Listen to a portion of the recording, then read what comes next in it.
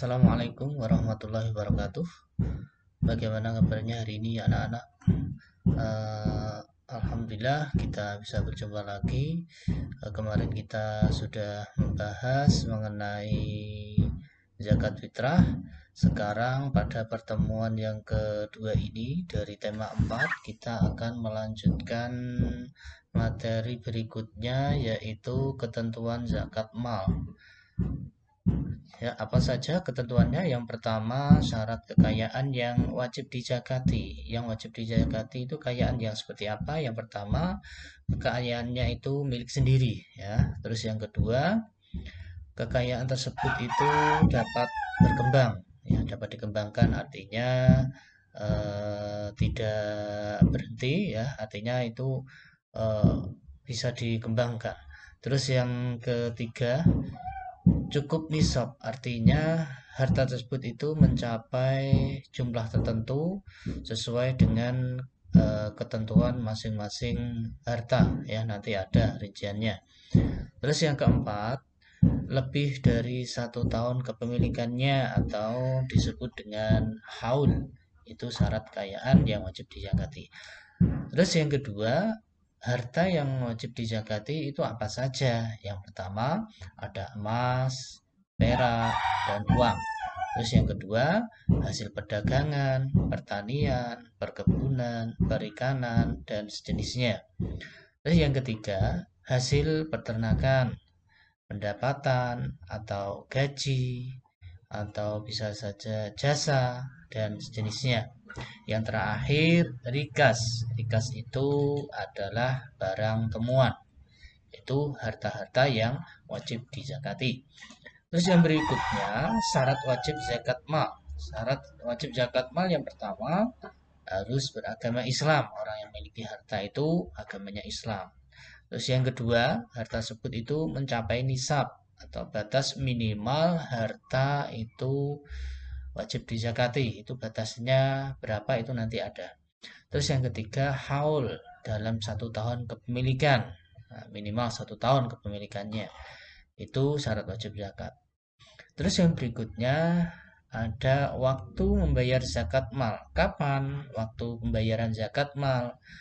Kalau zakat fitrah itu kan pada bulan Ramadan. Terus zakat mal itu waktunya yaitu segera dikeluarkan jika sudah mencapai nisab dan haul dan diberikan kepada orang-orang yang berhak menerimanya. Yang berikutnya, nah ini ada nisab dan besarnya zakat mal. Nah, ini yang pertama, emas. Nisab emas itu adalah 96 gram. Nah, jadi ketika seorang memiliki emas 96 gram dalam waktu haul, yang kedua itu haul 1 tahun, kepemilikannya itu 1 tahun 96 gram, tidak berkurang selama 1 tahun, maka zakat yang dikeluarkan atau kadar zakatnya itu sebesar 2,5%. Itu yang wajib dikeluarkan. Terus yang kedua, perak. Perak nisabnya yaitu 672 gram. Haulnya sama, yaitu 1 tahun kepemilikan. Kadar zakat yang harus dikeluarkan 2,5%. Itu untuk perak. Terus yang berikutnya ada perdagangan. Perdagangan ini nisabnya senilai nisab emas, ya, yaitu 96 gram. Adapun haulnya kepemilikan juga sama 1 tahun. Kira-kira untungnya itu selama 1 tahun kalau senilai dengan nisab emas yaitu 96 gram, maka wajib dikeluarkan zakatnya yaitu 2,5%. Terus yang berikutnya ada uang kertas. Nah, uang kertas ini sama nisabnya senilai emas 96 gram.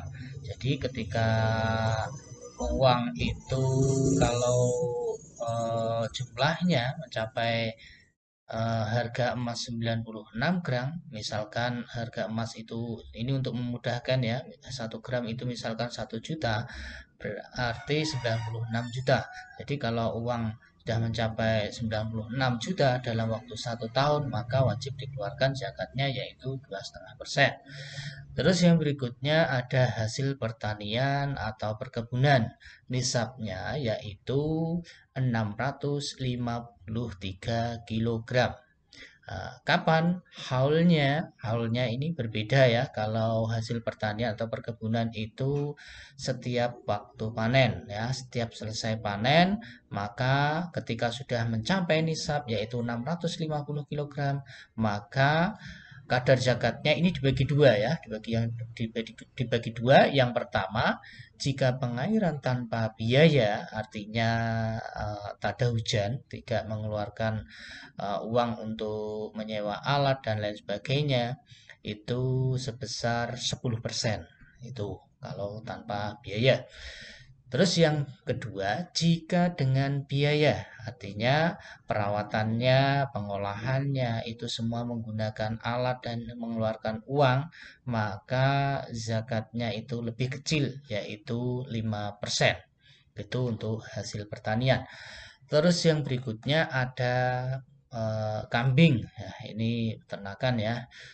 Kambing itu nisabnya 40 sampai 120 ekor. Jika 40 sampai 120 ekor dalam waktu 1 tahun, maka wajib mengeluarkan 1 ekor kambing umur 2 tahun. Ini 1 ekor kambing betina ini ya maksudnya ya. Ini umur 2 tahun. Nah, setiap tambah 100 ekor, kadarnya tambah 1 ekor kambing ya. Setiap tambah 100 ekor gitu. Terus kemudian ada sapi atau kerbau, itu nisabnya 30 sampai 39 ekor. Masa kepemilikannya itu juga sama selama 1 tahun. Nah, berapa yang dikeluarkan? Yang dikeluarkan adalah 1 ekor sapi umur 1 tahun. Itu untuk sapi. Terus yang terakhir ada rikas atau barang temuan. Nah, barang temuan misal apa ya? Misalnya contoh untuk memudahkan ya, ketika seandainya kita menggali sumur ya, itu tiba-tiba kita menemukan apa, emas misalkan ya, emas berapapun jumlahnya, maka wajib kita keluarkan zakatnya ya. Kalau nisab ini tidak ada, berapapun yang kita temukan itu wajib kita keluarkan zakatnya. Halnya ya saat menemukan itu ya, tidak ada kepemilikan 1 tahun atau berapa bulan, tidak ya, langsung kita keluarkan. Nah, berapa kadar zakatnya atau yang wajib kita keluarkan itu berapa? Yaitu 20%. Wah, ini cukup banyak ya. Karena apa? Ya itu barang temuan, itu bukan milik kita, maka ya kita keluarkan 20%, itu sesuai syariat seperti itu. Kiranya cukup sekian, mudah-mudahan apa yang Pak Bas sampaikan pada pagi hari ini bisa memberikan manfaat untuk anak-anak dan kita semuanya. Cukup sekian dari Pak Bas. Akhirul kalam. Wassalamualaikum warahmatullahi wabarakatuh.